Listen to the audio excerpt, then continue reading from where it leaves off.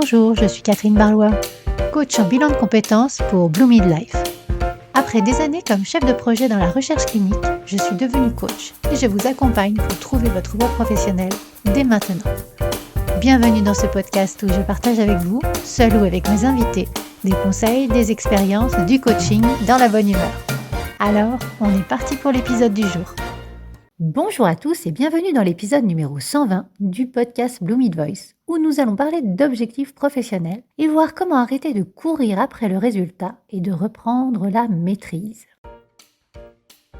Mais avant de plonger dans l'épisode du jour, j'ai une question pour vous. Est-ce que vous vous sentez encore à votre place dans votre travail ? Si la réponse est pas vraiment, ou si vous avez cette impression de tourner en rond sans trop savoir ce que vous pourriez faire d'autre, si vous rêvez secrètement de tout envoyer balader pour vous sentir alignée, utile et heureuse d'aller bosser le matin, alors j'ai quelque chose pour vous. Je propose des bilans de compétences pas comme les autres et du coaching pro avec structure, profondeur, mais surtout dans la bonne humeur. Résultat, vous vous connaissez mieux, vous reprenez confiance en vous, vous retrouvez du sens et vous construisez un projet pro qui vous ressemble vraiment.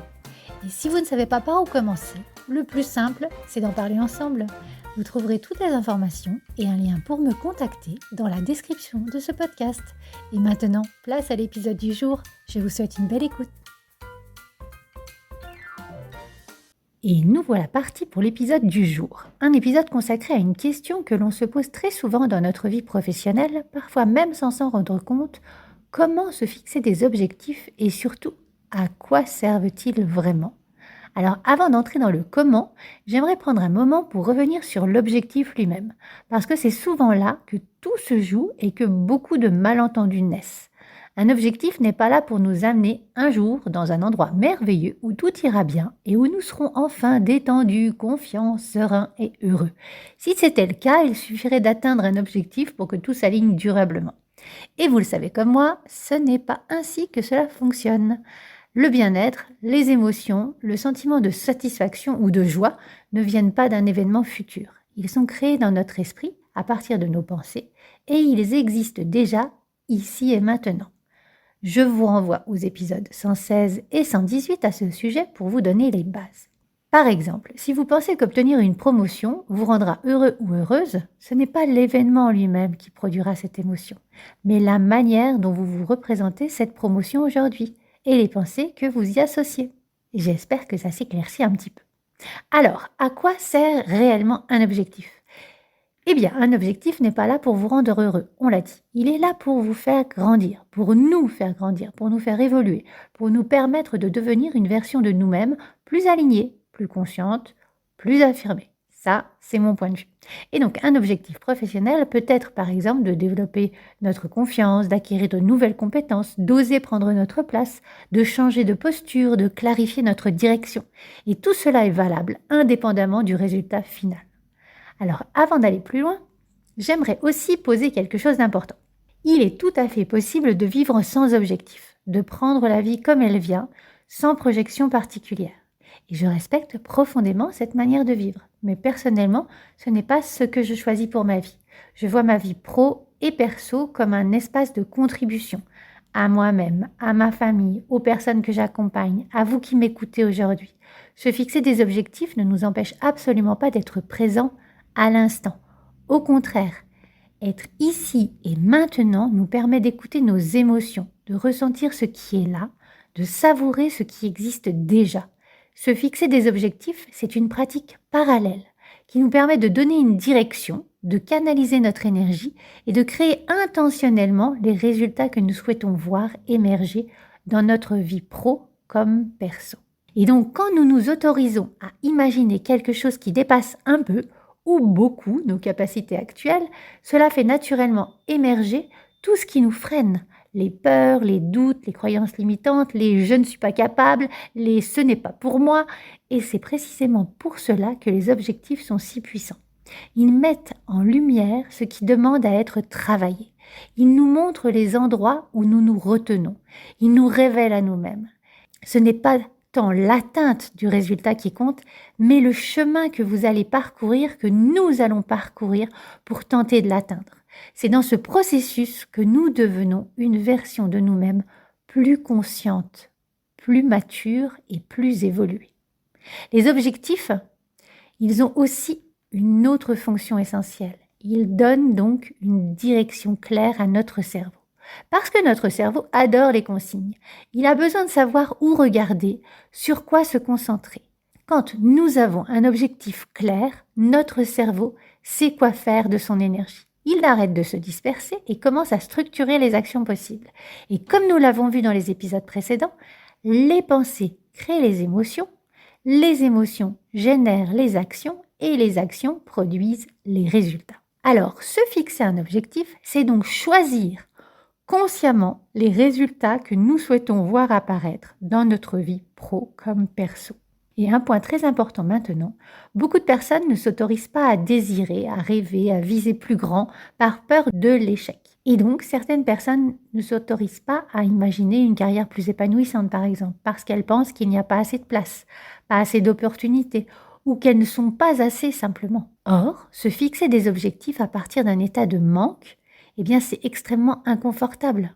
C'est beaucoup plus aidant de partir d'un état d'abondance, c'est-à-dire de reconnaître tout ce qui est déjà là, tout ce qui fonctionne déjà, tout ce que nous avons déjà construit. Et donc pour cela, je vous propose une petite pause pour un exercice simple mais très puissant. Prenez un papier et un crayon et listez 25 choses que vous avez déjà dans votre vie.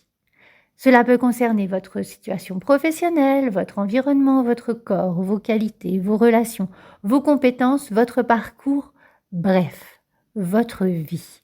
Et donc 25 choses, franchement, à mon avis, vous pouvez en lister 50 ou 100, mais 25 choses pour lesquelles vous pouvez dire « oui, ça, c'est déjà là ». Et une fois que vous aurez cette liste écrite, eh bien relisez-la lentement. Appréciez tout ce que vous avez déjà en ressentant la gratitude associée à tout ce qui vous constitue déjà aujourd'hui. Prenez quelques instants pour laisser cette sensation d'abondance s'installer. C'est pas merveilleux ça alors, hein? Et donc à partir de cet état d'esprit, choisissez maintenant une envie que vous n'avez pas encore réalisée. Votre objectif. Décrivez cette envie avec précision. Qu'est-ce que c'est exactement? Est-ce qu'il y a une date, une durée, un chiffre, un niveau? Soyez le plus clair possible. À ce stade, il n'est absolument pas question du comment. On va juste sur un objectif, quelque chose d'éloigné de nous. C'est vous qui direz la distance d'éloignement, mais vous êtes uniquement là dans la définition de ce que vous souhaitez atteindre. Et puis très naturellement, votre cerveau va commencer à réagir. Et ça, c'est chouette. Il va envoyer des pensées, des objections, des peurs, des « oui, mais ». Et là aussi, c'est parfait, parce qu'il est en train de décortiquer. Alors écrivez tout, déversez tout sur le papier. Ce que vous faites ici, c'est écouter votre cerveau dans son rôle premier. Et son rôle premier, c'est de nous protéger. Et toute nouveauté est donc perçue comme potentiellement dangereuse, puisque 1, elle n'est pas connue, et 2, elle va potentiellement nous sortir d'une zone qui est connue. Donc, il y a des objections, des pensées. Donc, en écrivant, vous pratiquez aussi quelque chose de fondamental, qui est l'auto-empathie. Vous écoutez vos émotions, vous écoutez les pensées, vous écoutez vos besoins. Vous vous mettez vraiment à l'écoute de ce qui se passe réellement en vous. Et ça, c'est rare. Et donc, écrire, ça va vous permettre de sortir de la rumination mentale.